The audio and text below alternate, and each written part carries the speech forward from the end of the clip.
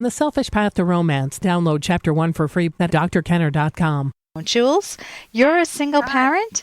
Well, my baby will be 18 tomorrow, so I guess you could say my parenting days is over. Yeah, they're never over. My kids are in their 30s. It's never over. No, but yeah. At least now I don't feel obligated. Yes, and yes. Now I can let my hair down and be me. Wonderful, wonderful. Yeah. So, what would you like some help with? Well, this is the deal. I have a 17-year-old who will be 18 tomorrow, and I have a 26-year-old. Yeah. Okay, they both have two different daddies. I pretty much primarily raised them by myself. Yeah. But when I look at myself compared to other mothers, I never gave my kids up. I never was a drug addict. I never was, lived a promiscuous lifestyle or anything like that. Yeah. I worked 2 jobs, went to college, got a couple of college degrees. Wow. Was a good example for my kids. Yes. Right. Was a good example for my kids, very spiritual. Had them in church. They didn't grow up in church, but we were in and out of church. So we're believers of God. But the 26-year-old, he has anger problems, and the 18-year-old resents me so much. And I sit back and I ask myself, where do I go wrong? Did I love too hard? Yeah. So the question is a decent question. The tone of voice is not fair to you. If you're saying, where did I go wrong, you're assuming what? That you went wrong. I'm assuming that a lot of the stuff I understand is in the DNA behavior. Well, I don't buy that. I think if my 2 kids, when my daughter turned about, when she was able to drive, so a little earlier, 16, 17, 18, she said, Mom, I wanted my independence, and that meant being on my own more. Going with my friends. And she was a very good kid. It's just that, who do they get their independence from? Oh, you're saying that's a question you're aiming back at me? The kids typically want to see that they can make it on their own, and that means apart from mom, apart from their caretaker, who is you, right? So a piece of it is just the stage that they're in. They're young adults. One of them's just turning into a young adult, and the other, 18 years old, and the other is a young adult, and the theme is anger. If they are angry, then what's going through their head is something is not fair. And I don't know what that might be. If we could see the world through your 18-year-old son's eyes, he's not looking at all the things you did right. Our kids rarely say, hey, you were a great mom, great role model, college degrees, you weren't a drug addict, you weren't promiscuous, good mom.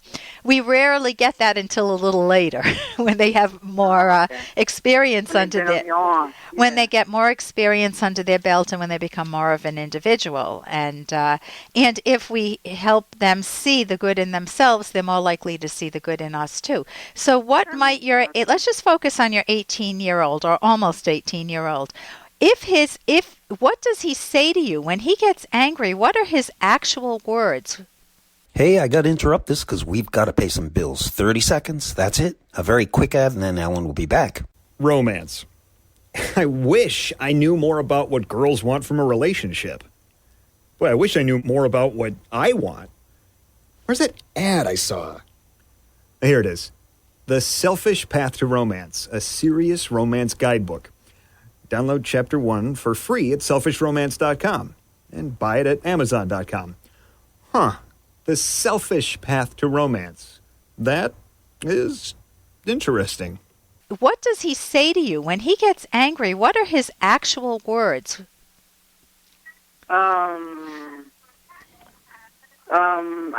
He's very quiet, so I read his diary. Okay. But his diary would be like, because he's blind in the left eye. Yeah. So it's like, why? So and then too, his dad wasn't in the picture. So, I'm gonna stick to the topic. What does he say? He doesn't really say a whole lot. The things he says, he said, Mom, I think we'll get along better when I'm on my own than living with you. He'll say that. Yeah. A lot of times it's like when we're by ourselves, we get along fine. There's laughter, there's loving. Yeah. But when he hangs out with his friends, and his friends manipulate him, then he comes in with a different mood and attitude. So now he's moved out the environment. He's staying with his auntie. We're getting along fine. So to me, it was another element that had him thinking about the negative part. Yeah, so it may be... Go ahead. When I read his diary, it said something along the lines, I'm going to kill my mom. Okay. And then I does he give content to it? Yeah, so he knows you read his diary. Yeah, he knows I read his diary now. Okay, maybe that's why he wants to kill you, huh? So, what does he tell you? What does he tell you about when he gets that angry? He cries and says, "Mom, I really don't even mean that. I don't mean that." Okay, but what does he mean? You know what? It goes back to independence. When you said the word independence, yeah. The green lights went out because when I called the cops on him 3 weeks ago, because he had stayed out all night and he didn't answer the phone, the cops said that they want to be independent away from their parents. Yeah. And he said, but your son doesn't realize that you're the best thing for him right now because the friends that he was hanging out with is homeless. Okay. Well, he chooses to be homeless. He has a wealthy grandparent, but he chooses to be homeless. But they drink they drink those little energy drinks all night long. Yeah. My son doesn't do drugs. Yeah. One of them do drugs or drink, thank God. Yeah. So I know I've done something right, but when the cops said they want to be independent away from their family, the green light went out. Because I guess you could say, they live in a very structured environment, and their friends get to stay out all night. Okay. So they're seeing a contrast, and they're saying, I hate my mom. She won't let me stay out all night. They're not seeing, my mom, I should be so appreciative. She's such an upstanding person and a good role model, and I'm lucky to have her in my life. And they're not going to give you that. Listen, when they start getting peer pressure, as a parent, it's very difficult to try to force them, because if you say, don't hang with these kids, their first response is going to be, don't tell me what to do. I'll hang with who I want. So the key word is guiding your child. Provide opportunities when they get together with someone they really admire, whom you admire too. So it could be, if you're working, maybe it's a colleague of yours who's a good role model, a male colleague who would talk with him and say, hey, bud, kids will listen to a friend of a parent, but they may not listen to the parent. Right. So you do want to not just do nothing and let peer pressure take over. You want your kids to have the social skills. I know your other one's 26 years old. The social skills to be able to say, I was scared, I was drinking a lot, these energy drinks, and how might you stand up to them? Maybe, sometimes maybe you just need a change of friends. Sometimes the change of friends is the solution. That's beautiful you would say that. That's beautiful. I'm sorry. Right. So your goal is to be a good listener, so you understand where his anger is coming from, and to be a good, loving guide without coming down so strong-handed that you reverse the trend. He gets angry at you. So listen, the keys, if I had to sum things up for you, Jules, kudos to yourself. Recognize the good in yourself. And then you're a single parent. You've done a nice job. Recognize that it's the time of life too. That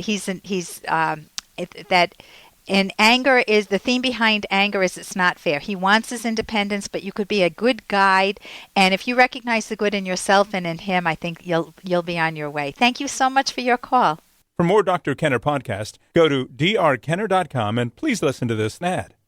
Here's an excerpt from The Selfish Path to Romance, the Serious Romance Guidebook by clinical psychologist Dr. Ellen Kenner and co-author Dr. Edwin Locke, who's world famous for his theories in goal setting. An important personality trait valuable in romance is genuineness. Have you ever dated someone and thought to yourself, what a phony? When evaluating a potential partner, ask yourself if the person is trying to play a role, or are they just themselves? Role-playing stems from insecurity, and its goal is to make an impression, usually for the purpose of boosting the illusion of self-esteem.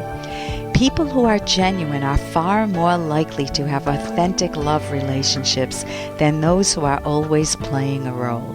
You can download Chapter 1 for free by going to drkenner.com, and you can buy The Selfish Path to Romance at amazon.com.